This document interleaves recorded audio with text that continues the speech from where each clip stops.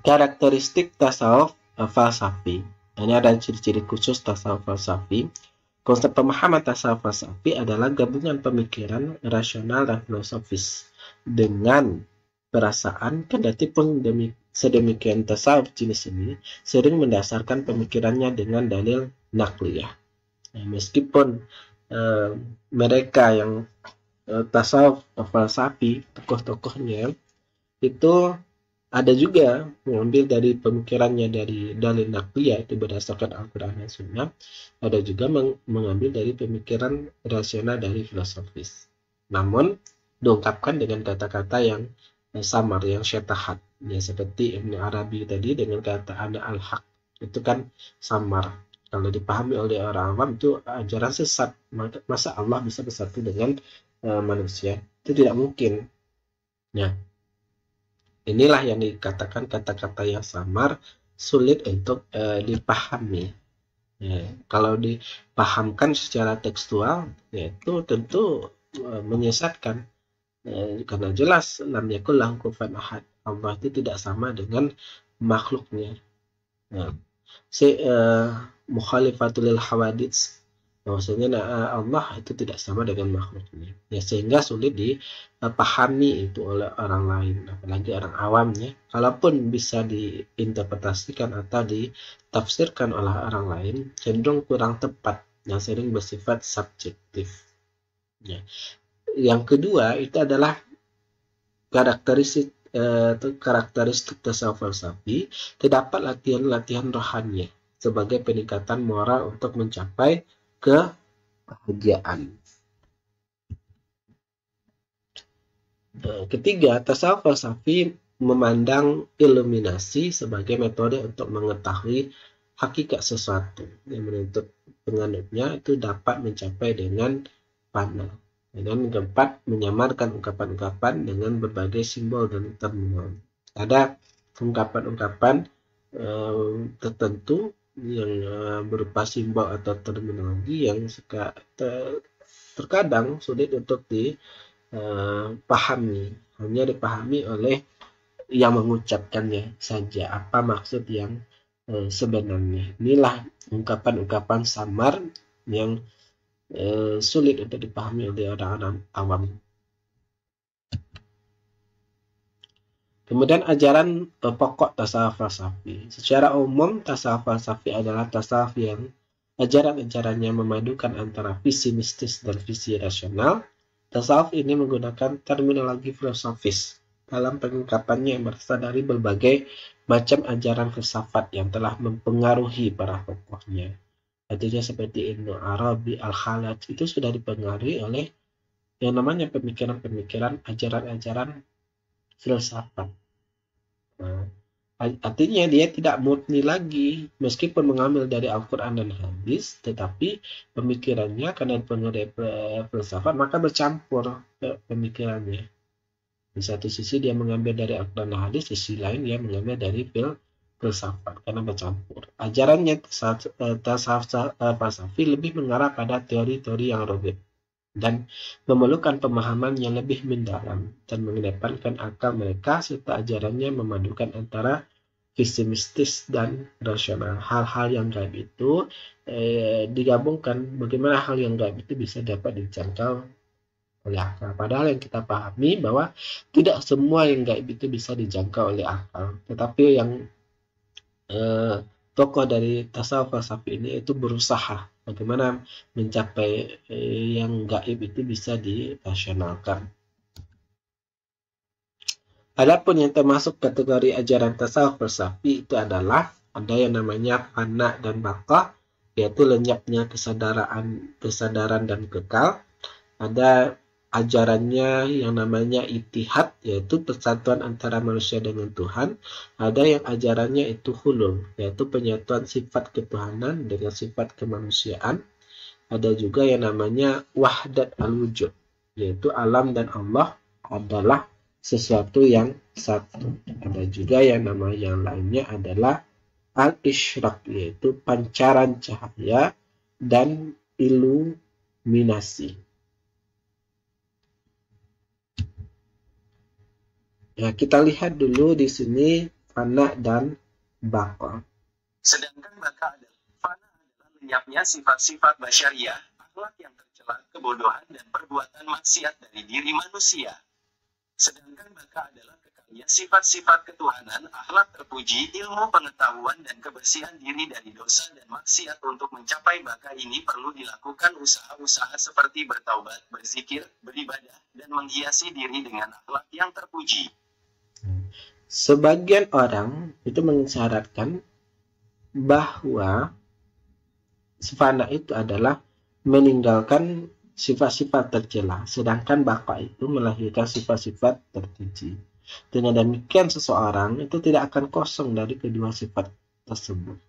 Tidak mungkin jika hanya didapati adanya salah satu dari sifat dari kedua sifat tersebut. Karena orang yang kosong dari sifat-sifat tercela, maka tentu akan nampak sifat-sifat terpuji. Barang siapa yang dikalahkan oleh sifat-sifat tercela, maka sifat-sifat terpuji itu akan tertutup.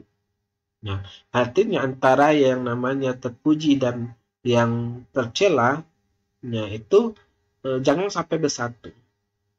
Nah, jangan sampai bersatu. Artinya kalau orang yang suci itu memang tidak ada lagi yang namanya itu perbuatan-perbuatan dosa. Nah, karena kalau masih ada perbuatan dosa, artinya sifat terpujinya masih bercampur dengan sifat tercela. Dan sifat terpujinya itu bisa tertutup dengan sifat yang tercela. Apabila seorang sufi telah berada dalam keadaan fana, maka pada saat itu ia telah dapat menyatu dengan Tuhan, sehingga wujudiannya kekal atau al-baqa. Di dalam perpaduan itu ia menemukan hakikat jati dirinya sebagai manusia yang berasal dari Tuhan. Itulah yang dimaksud dengan itihad. Pengertian itihad sebagaimana disebutkan dalam sufi terminologi adalah penggabungan antara dua hal yang menjadi satu. Itihad merupakan doktrin yang menyimpang di mana di dalamnya terjadi proses pemaksaan antara dua eksistensi. Kata ini berasal dari kata wahad atau wahdah yang berarti satu atau tunggal. Jadi itihad artinya bersatunya manusia dengan Tuhan. Ini kan jelas pemahaman-pemahaman yang sesat. Ya, kalau dipahami. Ya, karena apa? Pemaksaan antara dua eksistensi. Kita ini kan eksistensinya itu zahir, sedangkan Allah itu gaib. Bagaimana yang gaib itu bisa disatukan dengan yang zahir, yang nyata? Yaitu sulit untuk dipahami atau sulit untuk dijangka oleh akal. Nah, dengan demikian, dalam baqa dan fana, sejalan itu dengan pendapat Mustafa Zahri yang mengatakan bahwa fana dan baqa tidak dapat dipisahkan dengan pembicaraan itu paham ittihad. Dalam ajaran ittihad, sebagian salah satu metode tasawuf sebagaimana yang dikatakan oleh Al-Baidawi, yang dilihat itu hanya satu wujud. Sungguh pun sebenarnya yang ada dua wujud yang terpisah dari yang lain. Karena yang dilihat dan dirasakan hanya satu wujud, maka dalam istilah ini bisa terjadi pertukaran peranan antara yang mencintai manusia dengan yang dicintai Tuhan, atau tegasnya antara sufi dengan Tuhan. Secara harifah hulul berarti Tuhan mengambil tempat dalam tubuh manusia tertentu, yaitu manusia yang telah dapat melenyapkan sifat-sifat kemanusiaannya melalui fana. Menurut keterangan Abu Nasr Al-Tusi dalam Al-Lumah sebagaimana dikutip Harun Nasution, adalah paham yang mengatakan bahwa Tuhan memilih tubuh-tubuh manusia tertentu untuk mengambil tempat di dalamnya setelah kemanusiaan dalam tubuh itu dilenyapkan. Di mana sebelum Tuhan menjadikan makhluk, ia hanya melihat dirinya sendiri, lalu Allah melihat pada zatnya sendiri dan ia pun cinta pada zatnya sendiri, dan cinta inilah yang menjadi sebab wujud dan sebab dari banyaknya ini.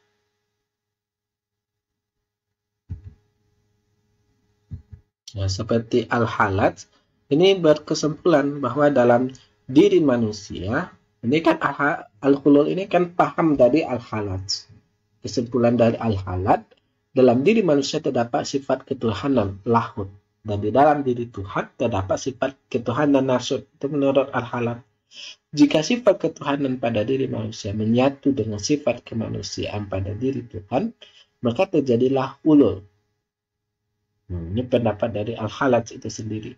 Penjelasan di atas maksudnya bahwa al-hulul dapat dikatakan sebagai suatu tahap di mana manusia dan Tuhan menyatu secara rohaniah. Dalam hal ini, hulul pada hakikatnya istilah lain dari ittihad. Sebagaimana telah disebutkan di atas, tujuan dari hulul adalah ketuhanan, lahud, menjelma ke dalam diri insan nasud, dan hal ini terjadi pada saat kebatinan seseorang insan telah suci bersih dalam menempuh perjalanan hidup kebatinan. Banyak ulama yang berbeda pendapat tentang hakikat ajaran hulul al-halal. Al-Taftazani telah berusaha menyimpulkan bahwa hululnya al-halal bersifat majazi, tidak dalam pengertian yang sesungguhnya. Paham hulul al-halal menurut Al-Taftazani merupakan perkembangan dalam bentuk lain dari paham ittihad yang diajarkan oleh Abu Yazid. Sebenarnya antara ittihad dan hulul itu terdapat perbedaan. Dalam ittihad, diri Abu Yazid hancur dan yang ada hanya Allah. Sedangkan dalam hulul hanya diri al-halal yang tidak hancur. Dalam paham ittihad yang dilihat hanya satu wujud, sedang dalam paham hulul ada dua wujud, tetapi bersatu dalam satu tubuh. Kata isyrak dalam bahasa Arab berarti sama dengan kata iluminasi dan sekaligus juga cahaya pertama pada saat pagi hari seperti cahayanya dari timur, Sarq. Tegasnya, isyraki berkaitan dengan kebenderangan atau cahaya yang umumnya digunakan sebagai lambang kekuatan, kebahagiaan, keterangan, ketenangan, dan lain-lain yang membahagiakan. Lawannya adalah kegelapan yang dijadikan lambang keburukan, kesusahan, kerendahan, dan semua yang membuat manusia menderita. Timur tidak hanya berarti secara geografis tetapi awal cahaya, realitas. Nah, konsep tasawuf yang namanya al-isyrak ini barangkali adalah tipe tasawuf falsafi yang paling orisinal. Nah, di antara konsep-konsep tasawuf yang sealiran itu perkiraan ini cukup beralasan, mengingat bahwa Suhrawardi al-Maktul sebagai konseptualnya, al-isyrak itu berarti bersinar atau memancarkan cahaya dan nampaknya seperti dengan al-kahf. Akan tetapi bila dilihat pada inti ajaran ini, maka al-isyrak lebih tepat diartikan penyinaran atau iluminasi. Menurut Suhrawardi, sumber dari segala yang ada ialah cahaya yang mutlak disebut dengan nur anwar, itu mirip dengan matahari. Nah, kemudian yang terkenal itu dalam tokoh tasawuf falsafi itu adalah Ibnu Arabi. Nah, yang bernama lengkap Muhammad Ali bin Ahmad, ya, negara Spanyol. Di antara karya monumentalnya adalah Al-Futuhat Al-Makkiyah yang ditulis tahun 1201, dan masih banyak karya lainnya. Ajaran-ajaran tasawufnya itu adalah Wahdat Al-Wujud. Ya, menurut Ibnu Arabi, wujud semua yang ada ini hanya ajaran sentral Ibnu Arabi adalah tentang Wahdat Al-Wujud, kesatuan wujud. Menurut Ibnu Arabi, wujud semua yang ada ini hanya satu dan wujud makhluk pada hakikat adalah wujud khalik. Hakikat Muhammadiyah. Ibnu Arabi Muhammadiyah bahwa terjadinya alam ini tidak bisa dipisahkan dari ajaran hakikat Muhammadiyah atau Nur Muhammad. Menurutnya, tahapan-tahapan kejadian proses penciptaan alam dan hubungannya dengan kedua ajaran itu dapat dijelaskan sebagai berikut. Pertama, wujud Tuhan sebagai wujud mutlak, yaitu zat yang mandiri dan tidak berhajat kepada suatu apapun. Kedua, wujud hakikat Muhammadiyah sebagai emansi, pelimpahan pertama dari wujud Tuhan, dan dari sini muncul segala yang muncul dengan proses tahapan-tahapannya. Wahdatul Adiyan. Adapun yang berkenaan dengan konsepnya Wahdatul Adiyan, kesamaan agama, Ibnu Arabi memandang bahwa sumber agama adalah satu, yaitu hakikat Muhammadiyah. Konsekuensinya, semua agama adalah tunggal dan semua itu kepunyaan Allah SWT. Nah, ini bentuk-bentuk dari ajaran dari Ibnu Arabi. Ada Wahdatul Adiyan, ada hakikat Muhammadiyah, dan ada Wahdat Al-Wujud. Yang ini nanti akan ditentang, dinilai sesat oleh para ulama. Ya, terutama itu adalah ulama dalam hal fikih. Artinya nanti ada pertentangan antara tasawuf falsafi dengan tasawuf akhlaki, ada pertentangan antara kelompok tasawuf dengan kelompok ilmu fikih, dengan kelompok ulama tasawuf. Nanti ada juga bertentangan dengan ulama fikih, terutama di sini adalah tasawuf, ulama tasawuf falsafi. Seperti Ibn Arabi ini banyak ajaran-ajarannya ditentang oleh para ulama.